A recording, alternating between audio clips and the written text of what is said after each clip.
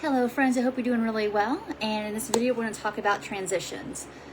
Those of you who are probably not new to the recovery world know that transitions are a really tricky time in terms of staying on track with whether your meal plan or your efforts with hunger and fullness. For those of you who are new to this, I just don't want you to be caught off guard and be surprised if during a transition season, so right now when I'm doing this video, it's kind of mid-August, and a lot of you may be going back to school. That might be for you young adults, going back to college or some kind of other school. If you're a parent and you've got kids going off to school, or maybe you're schooling at home and you're transitioning out of a little bit more loose schedule. I often find that it can take a month or two sometimes without some planning to kind of feel like you got your groove back again.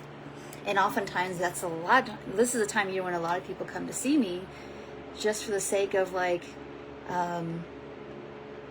their brains have been a little bit off of some of maybe some recovery stuff, and then the transition is so hard that maybe life is feeling a little bit out of control, so that doesn't have to happen for you, but it's more about planning right now. All right. So and I want to apply this video to all the transition times of year. So from maybe summer to fall, or fall into a winter break into the winter spring, and then spring into summer. There's always multiple transition times a year where we have to kind of look at how are we going to get our food needs met if the day-to-day is going to be different. All right, so it doesn't have to be a surprise.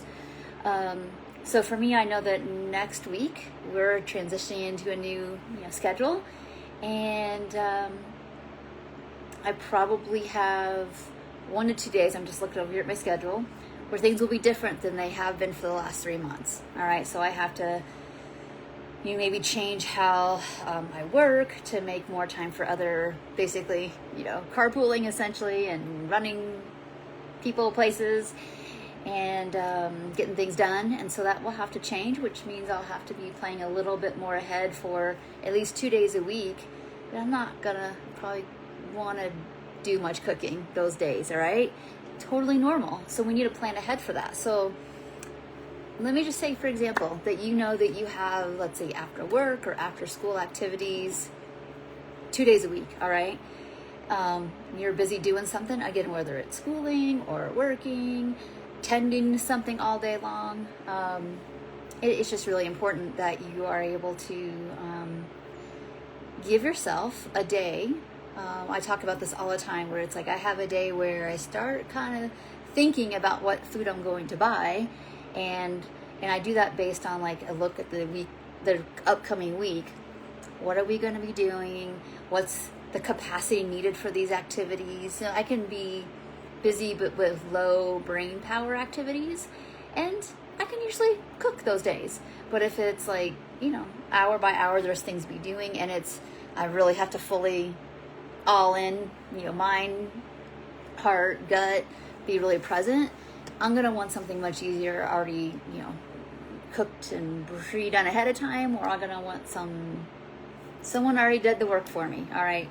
And so I need you to all be thinking about that as well. I know this isn't a super exciting topic, but it's one that I don't really see many people give enough credit to, meaning thinking ahead about what's going to help you get your needs met is the unsung hero of progress, for sure. So the people that I see oh, okay, so, many of you who watch these videos know that, I have two options a week to be able to get the food in the house each week. And I pick either a Thursday or Saturday. Those are kind of getting stuff done outside the house days. And, that's going to change actually this coming year. It's going to be Saturday's going to stay the same. It's going to be a different day of the week. That means I'm going to be needing to think ahead, possibly the Friday or the Monday, depends on which day I choose to go, or if I have to go 2 different places and I split those tasks up.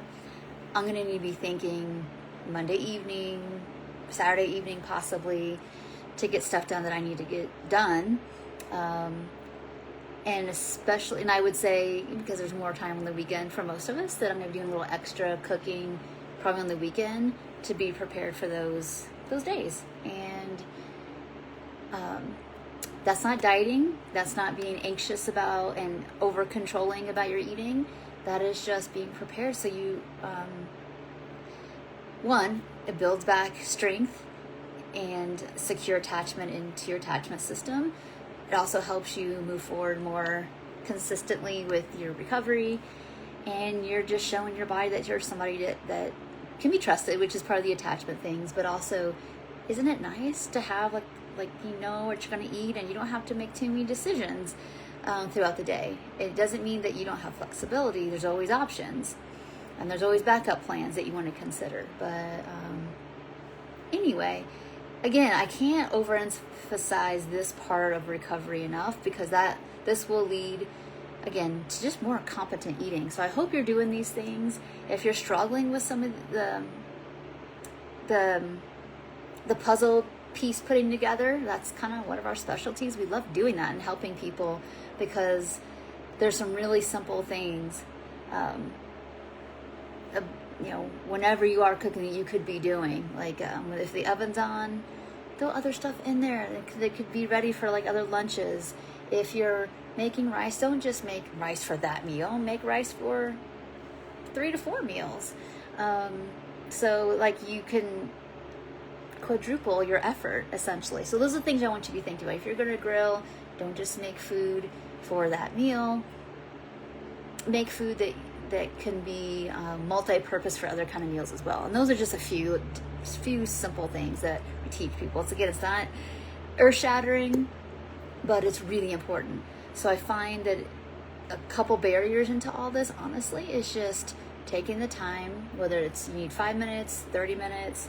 If you're newer to this, maybe it takes a little longer, because maybe you get stuck in a little bit of the paralysis of being afraid you're going to be doing things wrong. You're not doing it wrong, as long as you're taking action. You're going to learn from those things. A lot of people get a little stuck because they're still not in full permission to eat the foods that they might want to cook and, shop for and cook and eat, those kind of things. So if you're struggling with that part, please reach out.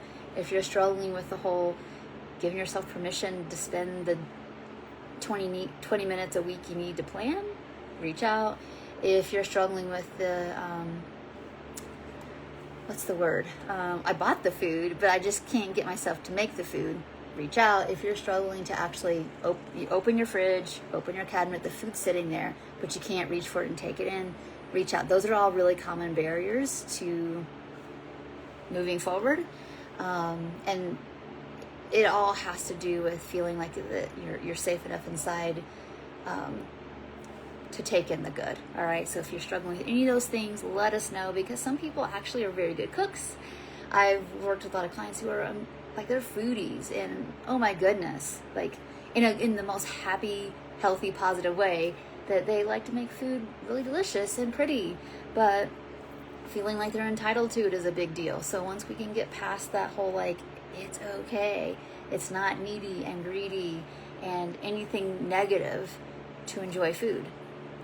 If we weren't given taste buds that give us that information and the combinations that you tend to prefer that give you some satisfaction, pleasure, you wouldn't have been created that way.